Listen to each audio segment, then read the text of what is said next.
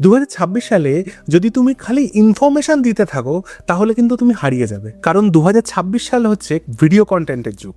আজকে দিনে দাঁড়িয়ে তুমি ইউটিউব খোলো, ইনস্টাগ্রাম খোলো, লিঙ্কডইন খোলো, যে কোনো সোশ্যাল মিডিয়া খোলো, সবাই বলছে যে তারা এক্সপার্ট, সবাই বলছে যে তারা সাকসেসফুল, সবাই শেখাচ্ছে। কিন্তু আমি একটা প্রশ্ন করি, এই যে এত ভিডিও দেখার পর মানুষ কি ভাবে যে আরে এই কথাটা তো আরেকজনের ভিডিওতেও শুনেছিলাম, আরে এই কথাটা তো আরেকজনও অন্য রকম ভাবে বলেছিল? এটাই লোকেরা ভাবে।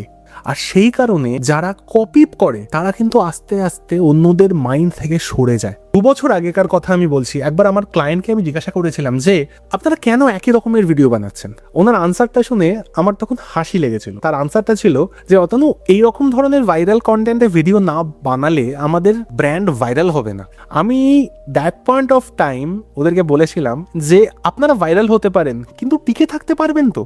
সত্যি কথা বলতে আজকের দিনে দাঁড়িয়ে যখন ওদের ভিডিও কন্টেন্টগুলো আমি দেখি তখন আমার একটাই কথা মনে হয়, কি বলুন তো, যে at that point of time আমি যে কথাগুলো ওদেরকে বলেছিলাম সেই কথাগুলো আজকে তারা প্রমাণ করছে।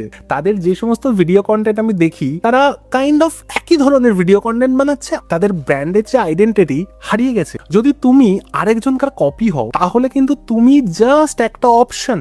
তোমার অডিয়েন্সরা তোমার থেকে ভালো ভিডিও কারোর থেকে দেখবে, সেম টপিকে তারা তাদের সঙ্গে এঙ্গেজ করবে, তাদেরকে রিচ করবে, তাদের সঙ্গে হয়তো কথা বলবে। তোমার কি মনে হয়, তুমি কি খালি অপশন হতে চাও নাকি নিজের আইডেন্টিটি ক্রিয়েট করতে চাও? দেখো, ইনফরমেশন কিন্তু আজকের দিনে দাঁড়িয়ে সবাই দেবে। চ্যাটজিপিটি বলো, এআই বলো, যে কোনো এআই প্ল্যাটফর্ম বলো, গুগল বলো, কিন্তু তোমার পার্সপেক্টিভ একমাত্র তুমিই শেয়ার করবে। তোমার অভিজ্ঞতা, তোমার সাকসেস, তোমার ফেলিয়ার, এটা কিন্তু চ্যাটজিপিটি বা গুগল দেবে না।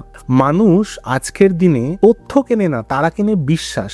যে মানুষটাকে তারা বিশ্বাস করতে পারবে, যে মানুষের আইডেন্টিটি তারা নিজেদের সঙ্গে রিলেট করতে পারবে, তাদের থেকেই তারা প্রোডাক্ট বা সার্ভিস কিনবে। 2026 সালে ক্যামেরা কিন্তু সবাইকার হাতে থাকবে, বাচ্চার হাতে থাকবে, কিন্তু সাহস সবাইকার থাকবে না। নিজের মতো বলার সাহস, নিজের ব্যর্থতা শেয়ার করার সাহস, জনপ্রিয় মতের বিরুদ্ধে রুখে দাঁড়ানোর সাহস। কেউ তোমার সাথে একমত হবে, কেউ হবে না, হু কেয়ার্স?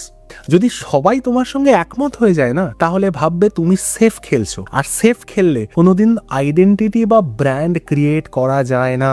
যদি তুমি চাও মানুষ তোমাকে মনে রাখুক, তাহলে নিজের আইডেন্টিটি বানাও, নিজের স্টাইল বানাও, নিজের রিদম বানাও। কপি করলে হয়তো ভিউ পাবে কিন্তু আইডেন্টিটি পাবে না। আর আইডেন্টিটি ছাড়া কোনোদিন ব্র্যান্ড হওয়া সম্ভব নয়। একটা প্রশ্ন, তোমার কন্টেন্ট কি জাস্ট আরেকটা ভিডিও, নাকি তোমার কন্টেন্ট একটা ভিন্ন কণ্ঠ, একটা ভিন্ন আইডেন্টিটি? ডিসিশনটা একমাত্র তোমাদের। চিন্তা করো।